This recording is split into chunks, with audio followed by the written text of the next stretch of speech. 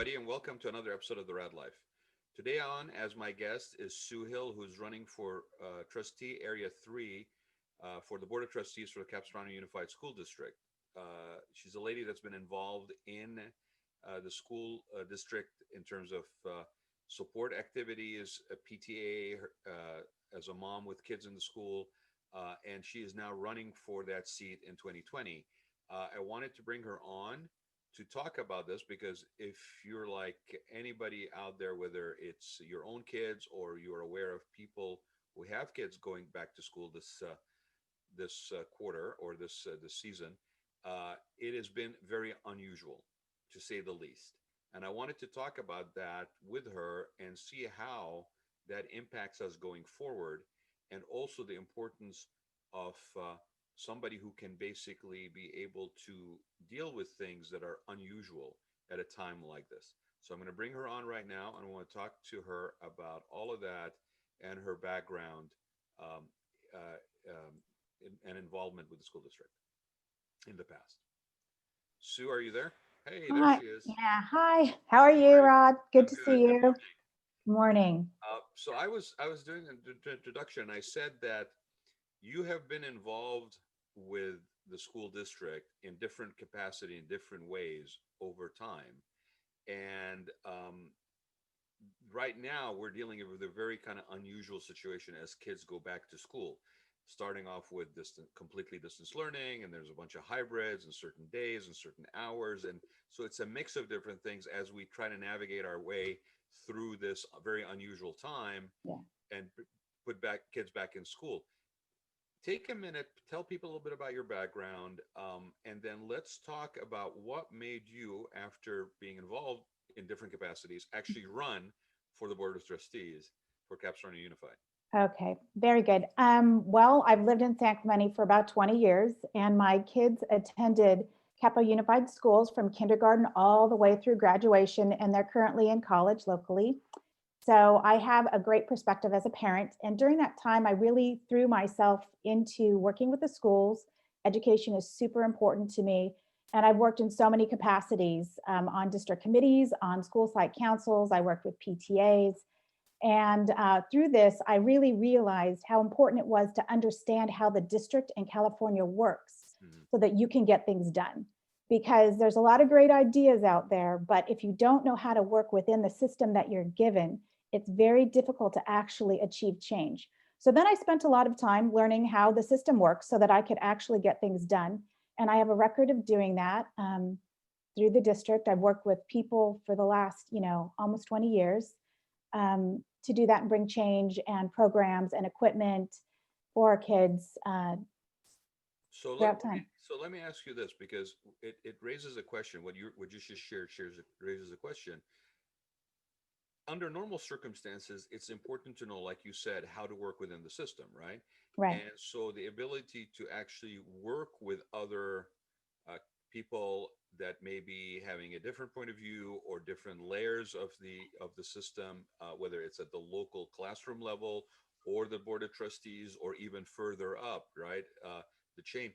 I would think that that experience is critical under normal circumstances, but when situations are completely turned around, that it becomes even more critical. I You do agree with agree. that? Oh, I do agree with you. And one of the things is it's really easy to see our district through the lens of your family and the people that you know.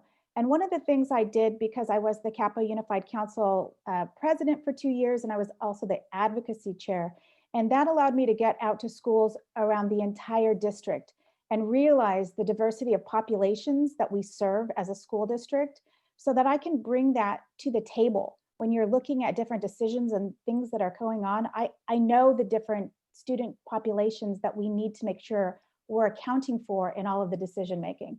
So So I for the can tell people, you, go ahead. go ahead. So I was going to say, for the people who don't know what that is exactly, having been exposed to it, having basically spent time in it, could you share a little bit more? Because I think sometimes we suffer from being in our own bubble too, and we look at the, well, we're part of this district, so through my filter, this is what the profile of a person is as a parent, as a student.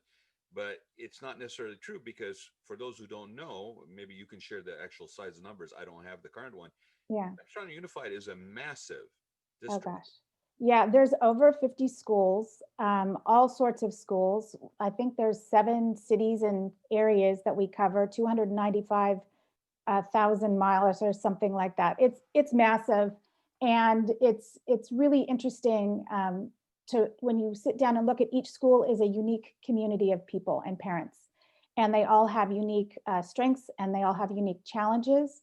And when I was council president, I basically was the president for all 55 PTAs in the district.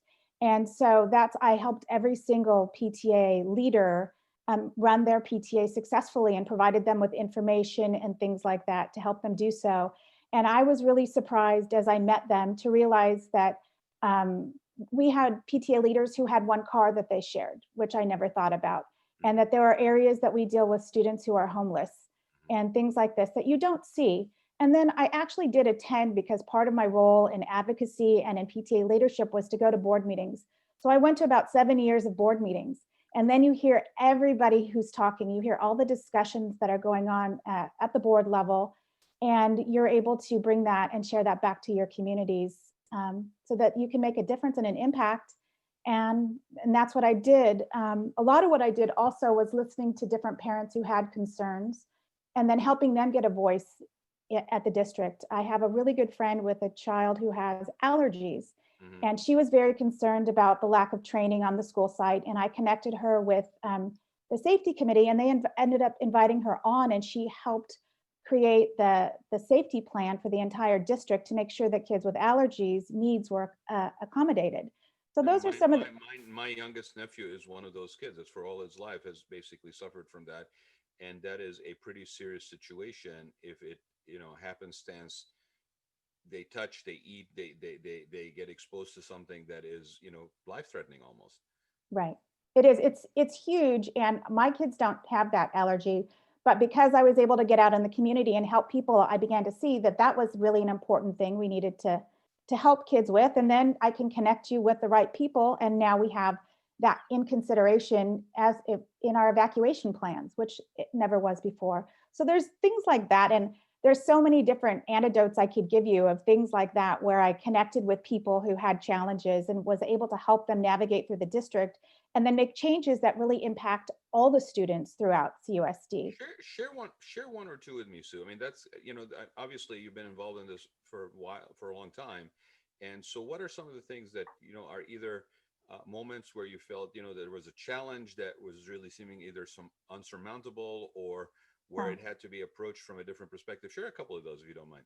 Well, that's a big one because that impacts a lot of kids. I can also say even like smaller things like independent PE, because my daughter is an athlete and we did independent PE and we had challenges just with and I am thinking of the right word, because she would have to miss school Hmm. and it wouldn't be counted as a school absence, a school activity absence. So I went back into the district and I worked with them. And now students who are on independent PE can actually go for their sport and have it counted as a student activity rather than a truancy. That was a huge impact. And that impacted tons of the people that I knew.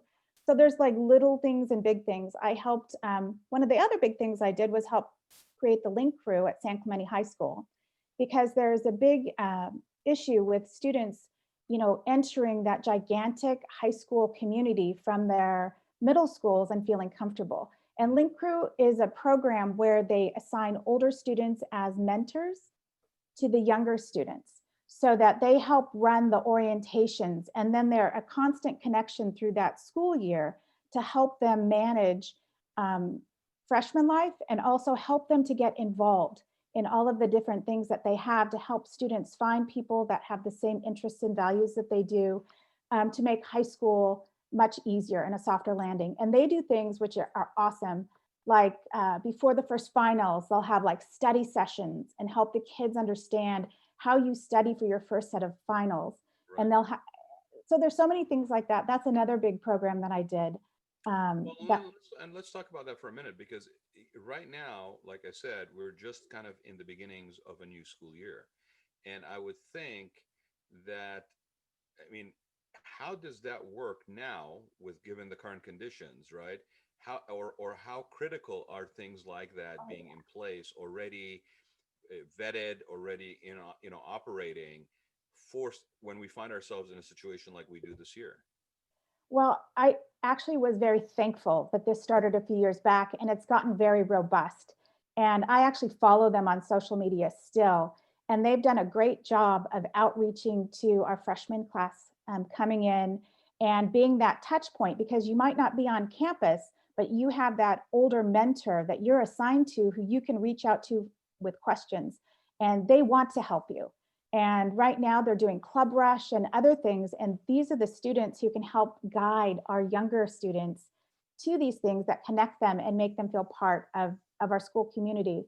Because in addition to it just being a good thing for your kids' mental health, it's also really important for their academic outcomes that they feel connected to their school space. So it's a multi-pronged benefit to our kids. So, Sue, I mean, obviously, what you're emphasizing in this is the importance for somebody who has a not only just a track record, but a reach, exposure, if you will, seasoning, right, and experience to basically navigate situations under normal circumstances, and now even more critically with what we're facing. Because I don't know that, and it's not limited to education. I don't know that anything that we do is ever going to be exactly the same. I don't think we'll ever work the same way. I don't think we'll ever commute the same way. I don't think we'll ever learn the same way, whether it's in terms of increasing skill sets or, just basic, your basic education paths. Colleges will never be the same. I mentioned this to you off the air, that I have a nephew that's coming into high school and one that's going out of high school. Those young men basically are experiencing things that their generation will always have as a reference point of, well, where were you when the coronavirus kind of happened, right? And how was it? I don't know about you. I never, it's like somebody was saying to me, we should do this and we should do that. And I said, well, that sounds like pretty good, but you know what? I don't know what the answer is because this is my first pandemic. Like I don't have another pandemic experience to fall back on. So I we're, know. we're we're trying to navigate this thing, but those are sort of impactful foundational things for these kids as they navigate through their schools. And so I would think from what you're saying that things like the link program and so forth are going to be super critical to Yes. maintain that sort of healthy environment for them to achieve what is the basic reason for them to be doing that, which is the education, the socializing, the sort of the growing, if you will, right? Right. But that being said, I want to also talk because I know you have other things that you bring to the table, Okay. right? That would be I also do. relevant, right? Yeah. It's not. I tell people that I always really enjoy meeting people that can wear multiple hats as need be, Yes. right? And so let's talk about a little bit more of what you also can bring to the table. Because I mean, like, the job, again, we said Capistrano Unified is such a large, you know, organ Entity. entity, but you're talking about massive budgets. You're Yes. talking about many, many people. Yes. You're talking about, all those components. And as a board of trustee, it all basically comes down to that. And Yes. usually it's not the stuff that's flowing smoothly, it's the stuff that you need to basically weigh in on that ends up at the dais. So let's talk a little bit more about the other stuff that you bring to the table to this role. So, okay, well, I have a degree in quantitative economics, so I'm kind of a numbers person. In fact, I say numbers are my jam. I did real estate for 20 years.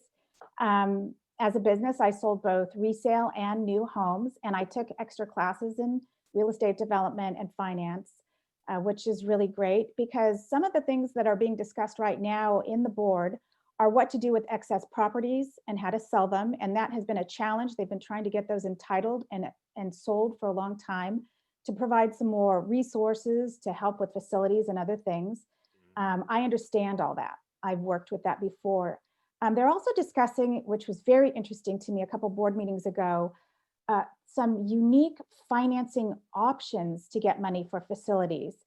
And one was creating a district where you land lease excess school grounds Mm-hmm. to developers. And I'm not sure that I think that that sounds a little risky to me. And that isn't something that I think is a good idea, but I understand it.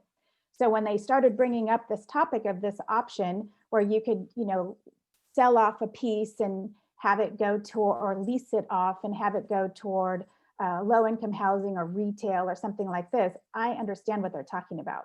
Yeah. And that is important because those are really the business decisions that are under discussion right now.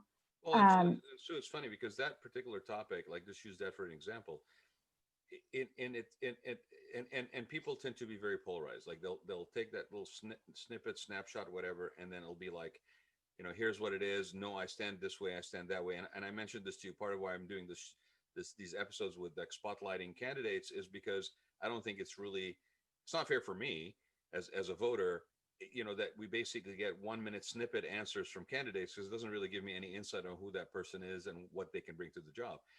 The thing about this land use situation, I would say that it depends on what it is. The devil's in the details, right? Yes. If you are basically looking at a school, for example, that has excess parking and it's basically about to get mothballed because you don't have the attendance requirement or whatever currently, because the other side of that sort of slippery slope is, well, what happens if we have a need? Then what do we do, right? Right. So you're projecting reasoning beyond just the here and the now. But there's some situations, for example, where I've seen, and it wasn't school property, but I've seen excess property where it's been used, for example, for temporary storage parking for Yeah. car dealerships, Yeah. right? And so there's a money generating component there, but the impact on the flexibility of what that property can be or be brought back online isn't undermined. So again, somebody with what you're bringing to the table is able to evaluate this uh, without it being just a purely an emotional reaction to something, Yes, which I I think can, is and what I know the pros and the cons just from experience. In fact, it was interesting because last night at the board meeting, they were finalizing a decision to allow the valet service on San Juan Hills, not San Juan Hills, San Juan Elementary campus. They opened a new hotel next door, and they are permitting the valet to use their parking for the valet service. So these are real topics of discussion today. And I get it. And there's a variety of impacts that you need to consider. It's not just So simple. what are some of the again, you have kind of a good perspective for us because you've been involved in this. For over 20 years. You've lived Right. in the area. You've been involved as a call it a recipient of the service, but as a parent, Yes. challenged by that same thing, benefiting from that same thing. What are some of the things that you see? I mean, other than the obvious, which is really the pandemic and how that's going to change, what we need to do in terms of providing, again, we have a little bit of an inequality, maybe depending on where people are and who, economic levels and so forth, but we have to maintain some sort of consistency with schooling. So, technology access, internet access, all that stuff, I think starts to become a little bit more on your table Yes. than maybe before. What are some other things that you see as either challenges or opportunities or both when it comes specifically to Capistrano Unified? Well, yeah, right now it's getting through the pandemic, making sure we get to every student. And I know that they're doing this, they're proactively reaching out to students that they're not seeing and making sure that they have technology. And that is still an ongoing problem. That hasn't been solved yet, but they're working on solving it, which is great. We need to make sure that the students are academically where they need to be and that we don't let anyone fall through the cracks. And that may mean additional tutoring services or things like that. So we need to address that potential learning loss with distance learning. We need to address making sure that the things that are suspended right now during the pandemic come back because they're important. And I'm talking about things like sports. I'm talking about things like arts and music and electives that right now are kind of on hold and would very easily fall through the cracks moving forward as we go back more and more to traditional school. And that can't happen because those are an integral part of a kid's education. Why are they on hold, so? Well, partially because at the high school and middle school level, they shifted a lot of those elective teachers to be able to run full day elementary school. So that was a huge shift in our middle and high school. They shifted teachers and personnel to elementary school to do the extended day learning. Well, and the class sizes have changed too, right? So has that put an additional sort of burden or pressure on the staffing side of things because now you basically have less people basically in the classroom because of social distancing? Yes. Well, and that's, for me, there's like a good and a bad to that because my kids had 20 to 1 when they were younger, and I loved that program and I'd love to see our class sizes go down. Right. But yes, that's a challenge because what that's done is you get less instructional minutes now so that they only have to have half the class sizes. You have less instructional minutes than you might otherwise. And some of the kids, like at the high school level, they're able to listen in, like, half the class is in person and half the class might be listening in from home, but that's not perfect because you can't necessarily hear what the other students' questions are. I mean, it just provides technological challenges that very frankly, the district is trying to work through right now. And because this is brand new, we don't have a model, or the district doesn't have a model to follow. So you have to give them props for continually watching what's happening and working to improve and improve and improve. I keep reminding, I had to remind myself this yesterday, and I keep trying to remind people, in the scheme of things, this has only been really, if you take from April as a start date, it's Yeah, been 6 months. yeah, Okay. It is phenomenal how fast we have responded. Some better than others. Granted, some people were better situated to basically turn on the dial and raise it to a higher level of operating quicker.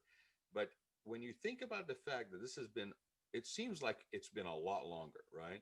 But it's just been 6 months, and in the scheme of things, it's half. Okay, let's break it down. It's half a year. Okay, if you're in your 50s, it's a snippet in time that basically this period has been. So I have a lot of positive hope when it comes to adjusting to all this stuff because I've seen it. We're all technologically more savvy.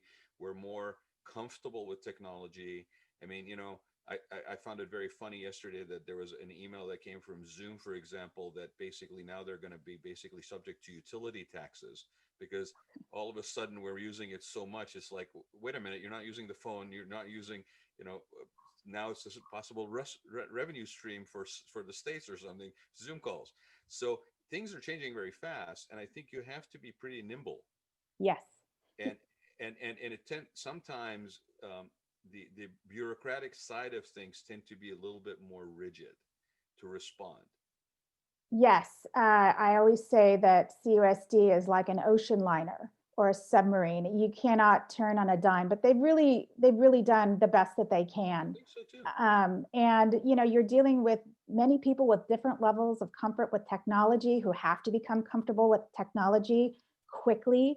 And they didn't have the support system set up for the amount of tech needs that they had, both with 47,000 students or families and all of the different teachers and personnel who have to get up on this. And they're really, I mean, I've watched them roll out technology in the past, and it's usually a multi-year plan. So to be able to do this in 6 months, as well as they have, you have to give everybody props. Everybody's worked really hard. Well, and kudos to the partners that they've basically teamed up with, right? Because I mean, again, it's almost a cliche. It takes a village or it takes a community, but we are San Clemente, so we know that very well. It's in our DNA. Yeah, Here's a situation where people came to the table for the benefit of the kids, and I think that will just get more and more refined as we go forward, right? yeah, yep, Yeah, it's going to be a very interesting thing to see. I honestly think, like you, that once we cross that Rubicon on classroom sizes, which has always been sort of a contentious situation, and where's that sweet spot, and parents want smaller numbers, and schools are, they have the realities of cost and all that stuff. It's fascinating to see now that we have kind of crossed that Rubicon, what will come out of that. Will we now go to a smaller class size or somewhere in the middle from where we were and where we are now? Will that the fact that you have a hybrid of education delivery system, how that will basically change? It may simplify the process for like what you were talking about with the absentees and people that are the student athletes. Does that long distance learning now become a viable thing that is not even thought about twice about it being an unusual circumstance? It's going to be very interesting to see what the residual of what we're going through right now is. yeah. And I'm looking forward to that. And it's really great because if you listen closely, you're hearing positive things to move forward with, as well as the negative. And what we have to do is all, kind of work together collaboratively and find those things forward that we can do. And there are some things like financially, we're going to be hitting some challenging financial times. I fully expect it. So it's going to take, I can go back historically and look at the different things that we've added and really start and evaluate what are the most important things to make sure that we keep those. And what are the things that maybe are not as important. And I also think this is a really good time to remember that even though we have challenging finances, we need to continue to push for federal funding for IDEA, which could make a huge impact for our district. And this might be a good time that that they're willing to do so. So there's different things like this. You know, we count on the state for most of our funding, and there's a funding formula that frankly puts our district in the bottom at the very bottom, let's say.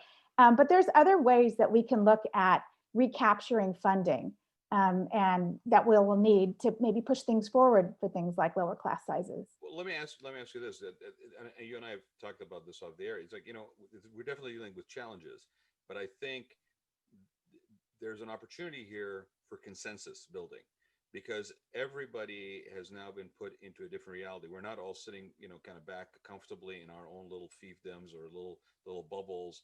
You know, Right. we are all in this kind of together, and we're realizing that it's better to try to solve it together, even though we may be on opposing approaches of how to, but to basically come to the table and be having more of a willingness to find a solution, a compromise, a consensus. I think right now is a time like that, you know, and that's saying a lot when, you know, when we can unify around something like education, for example, in a time where we as a nation are very divisive, very tribalistic, very whatever. Here's kind of common grounds. It's going to be interesting just to see how that advocacy component plays out. But I wanted to ask you this because I know that you have a little bit of this background. If you can speak to that side of it, because it doesn't all happen here. Yeah. Sacramento component, right? So what do you, in terms of that, what do you bring to the table? Because I know you do. So one of the things I did, because I did realize early on that I would say, why is this way? And my logical mind would think that things, you know, that it wasn't working right. So I decided that I had to find out how it did work so that I could try and make things better.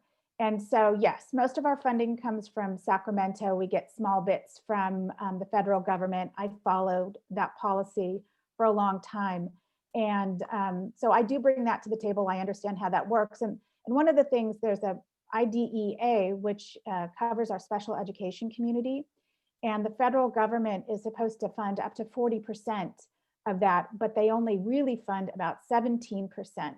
And it is a huge expense in our district because we need to provide very specific services to make sure those children are successful. And those services are expensive and they deserve it. So we need to make sure they get it. But what we need to do is go back, because even a 1 or 2 percentage point increase in that funding is a huge impact to our district. And then what that does is it opens up general funds for used to for the rest of the population. So there's things like that that we can do and we have done. When local control was originally an idea and it wasn't a law quite yet, the base funding value was much lower than it was. And my partner, Leslie Parker, and I, who were both alleged chairs, went up against even the California PTA leadership at the time, because we knew that it was really not as good for our district as it needed to be. And they ended up with a compromise which increased that base. And we got the California State PTA to join that movement to increase the base. So I have fought for increases in funding and to make sure that our schools are prioritized. And then likewise, now I think is the time to go to the federal government and see if we can get more funding for our special needs students. I agree. I mean, like I said a minute ago, I think right now you have a receptive ear. Yes. Out of that crisis.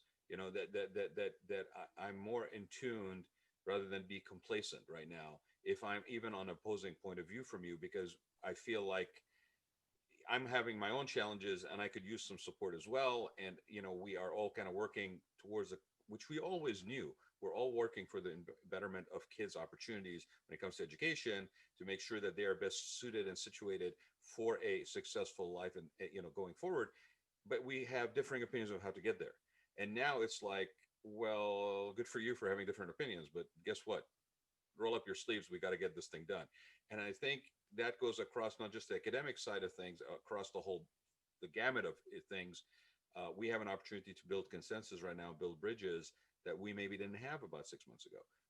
So that is so interesting you say that, because in all my years of advocacy, when we never discussed political parties, and we always really worked together for the benefit of the kids, because when you look at the things we were fighting for, we all agreed.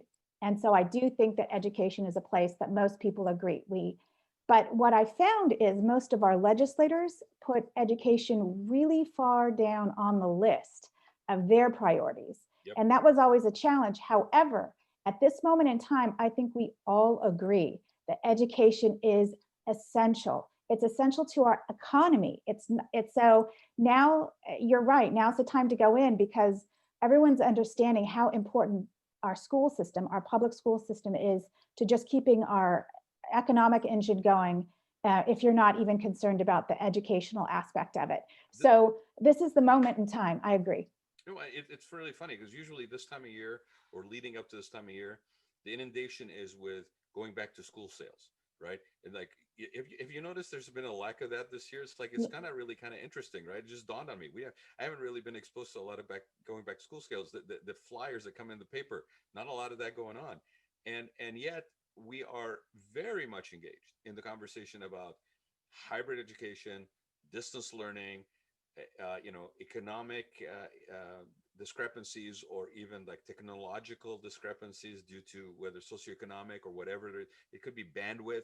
I may be on the top of Salvador in San Clemente, and it's high affluent homes, but I have a really lousy signal, coming in, and how do I basically maintain a consistency of education for somebody who's going homeschooling, because they're not back in the classroom yet. It's very fascinating. And when do you basically make the transition? So these decisions that are being made right now, I think, are challenging people in a different way than they've ever been. That's why like I wanted to highlight some of the other things that you bring to the table, because I fully believe that even though Capistrano Unified or other school districts are an ocean liner, Yeah. and it doesn't move fast, and you have to kind of basically anticipate and adjust and plan for, and it's almost like playing chess, 10 moves forward.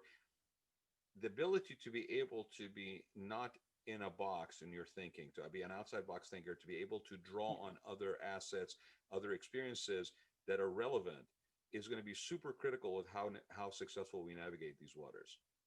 Yeah, you definitely have to have out of the box thinking. And I do bring that to the table. I have a history of it. I have a history of, I see a problem that I feel needs to be solved, and figuring out the way to solve it and not just complaining about it. And I've done that with things like when the funding went away for homework club at BAMS a few years back, which I thought was horrible. And I thought our students needed that. And I, shook a lot of trees, let's just say, until I was able to help the school find some grant funding to keep that going. But they're still in a partnership that still exists today because it's been so successful.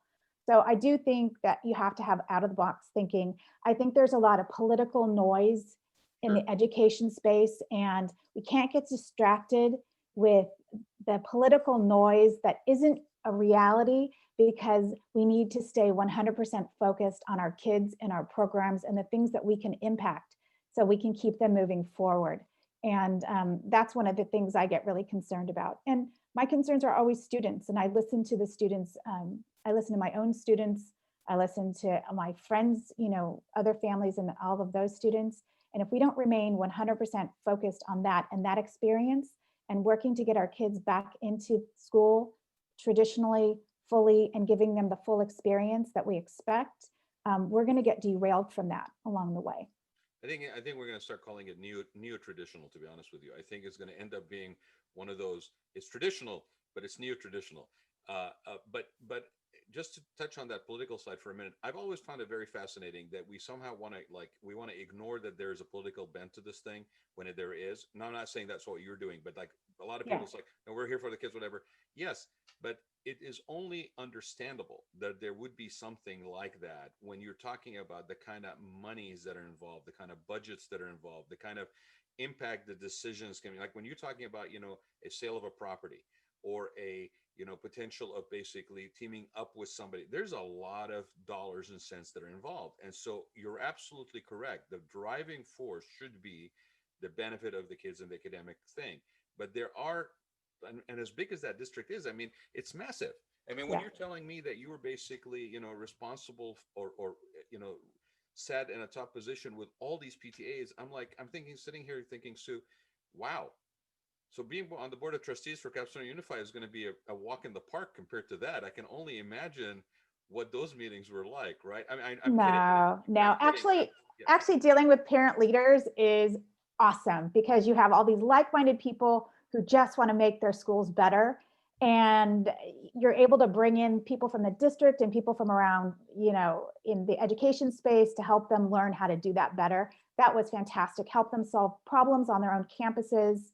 That was a joy, honestly. That was a joy. And I think that I'd like to bring that knowledge of our community to the board and then my historical knowledge. So when they talk about the ranch, I was at the original ranch discussions. Mm. Now Essentia is open. I was there when it was still planning.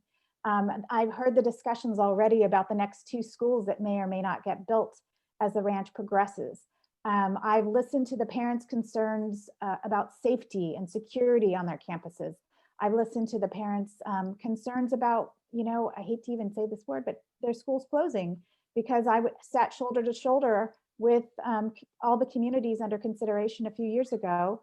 And it was very emotional. And I learned a whole bunch from those experiences. And and that's why I say when I can speak for the broader community and not just from my own vantage point, I really mean that. Well, and I mean, I have no doubt in my mind that you have always done this and you will continue to do this, but you need to come down from the dais. You need to engage with the people at the level that you're talking about right now, because that is really where it's happening. That's where those genuine concerns that I take home at the end of the day, or that my kid shows up at the end of the day, that's where that's happening. And you need to never be out of touch with that in the real meaning. I mean, it's almost, saying community outreach is almost like not really encompassing what we're talking about. We're talking about really being there with those parents, because that's what at the end of the day you're supposed to be doing at the dais. Let's Yeah. tell people, because for those who don't know, Capistrano Unified is multiple districts. You're running for trustee area 3, basically. Sorry, not Yes. districts, but areas. Um, Tell people what that area is, if you don't mind. So trustee area 3 is most of San Clemente. It is San Clemente east of the 5 freeway, and then it is San Clemente west of the 5 freeway, south of Del Mar Avenue. So there's a small portion in the northwest side of San Clemente that actually isn't in my trustee area. Although it's interesting because there are people who live in my trustee area who still attend the schools in that area. So as far as I'm concerned, they're also my people. And when after I was council president, I moved on to be the San Clemente family mentor, and Palisades and Shore Cliffs, which are not technically in my trustee area, were part of the schools that I mentored and helped. And so the people who go to school there live in my trustee area. So they're very important. Actually, all the schools are important and all the kids are important in the district. And as a trustee, I represent the voice of San Clemente, so I could bring that knowledge to the table, but the decisions that are made are really for the district as a whole. So you have to consider all kids. So I just want to kind of end with this. You said to me when we first started talking about you being on the show, you said that even in your own family with your own kids, there were different needs for the different kids, Yes. right? Yes. Let's share that, because I think it's important for people to also understand that you don't look at this as a one size fits all. Oh, no. So I have 2 very different kids. As they progressed through their education, I had one who really seriously considered going to OSHA. She's very artistic. She loves to sing. And eventually decided to go to San Clemente High because they have an IB program, which she participated in, which is amazing, International Baccalaureate, very high level. She told me at that time she was going to college in Scotland, which she did not. She's at USC and she's at Thornton School of Music. So, but I was glad to have that. And then I have another student, and she's a great fencer. And she's actually on the UC San Diego fencing team right now. She's the squad captain, which is amazing. And she was nationally ranked. And so there were times that, like I said, I used the independent PE program because of her travel schedule. We actually moved her to Cal Prep, which is a great program and option within our district that allows you to do online learning and keep classes at your high school so that you can participate in all the high school events and co-curriculars that you want to, but have a little bit more flexibility in your day. So she already had done some online hybrid type of learning. So I did use those, and I was really glad to have them. And I was really glad to share those options with friends of mine who've used those for their students as well. That's awesome, Sue. And I appreciate you sharing that, because my whole point of bringing that up is, again, it's not a one size fits all. Mm-mm. And for those of us who may not be as involved, it's hard sometimes to remember just the number of layers to this that come with this job that you're basically running for, and the importance, again, I can't even emphasize it enough, the importance of having that skill set, having the experience and the history to know how to navigate that, because more than ever before, I think, and hopefully we don't face this again, but we likely will in a different format, it is super important that you hit the ground running from day one in a situation like this, and to be agile, flexible, able to think outside the box like we were talking about. Because if we don't, the negative impact potential is not on a small scale, it's on a large scale. Yes, and the other piece of that is you want to be able to make a meaningful contribution from day one. And I did talk to other board members who hadn't been at board meetings for years, like I had, before they got on, and their learning curve was steep. And they said they went to that first board meeting with all of this information, and it really kind of struck them how much they didn't understand, at that moment. And they've gotten up to speed, and they do a great job today. But that's one thing that I do bring to the table, because I've been there when I was council president and when I was advocacy chair. I used to get printed those gigantic 1,000-page board meeting agendas to review before and after, and then I would do reports. So this is not, I can hit the ground running, and I can make a meaningful contribution for my community right at the first meeting. Well, I know at least one member of my family that is in your area, so I Oh, good. know that is getting crossed on the ballot. So, Thank you. but yeah, absolutely, and I appreciate you taking the time to do this, because like we've said before, a lot of this stuff doesn't get really shared with that voter, and they need Right. to know. I'm very much a person voter, an issue voter. I don't Right. tend, and I mean, like you said, there should be no political component to this. I think that shouldn't be the case in any level. But in order for me to make a sound, educated decision as a voter, I need to know my candidate. And sometimes, unfortunately, under normal circumstances, we don't get to really to sit down and get to know that candidate, because you got multiple debates. It's 1 minute answers, move on, pass the mic down kind of thing.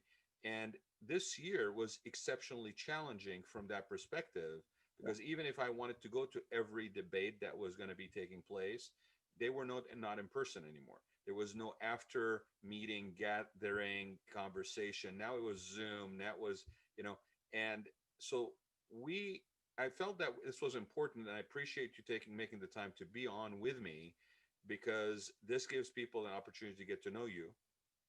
Thank you. No, I appreciate this opportunity, because there hasn't been a debate. We're not having a really important conversation about substantive issues that we're going through right now. And I think that that's really important and critical. And I would just I'm hoping that I'm the voice for San Clemente who can bring the knowledge that I have and the experience that I have to help make good decisions in the benefit of kids. We want to get our kids back to school. We want them to be back safely. We need everybody to be on board with this to make this happen. And so I really appreciate your time and giving me this platform to speak about this. Hey, if I'm going to basically advise a family member who they should be voting for, I figured I should know what I'm talking about. Thank you. So I appreciate you, sitting down with me this morning. And for those who want to know more about Sue, that you don't know after spending this time watching this video, which you should be. Sue Hill Ford, the number 4, CUSD.com is the website. Go find out more about it. Thank you very much, Sue. I wish you all the luck, but I don't think you're going to need it. I think you'll be just fine. But I really appreciate you spending the time, my friend. So thanks very much for being on with me. Thank you so much. I really appreciate it.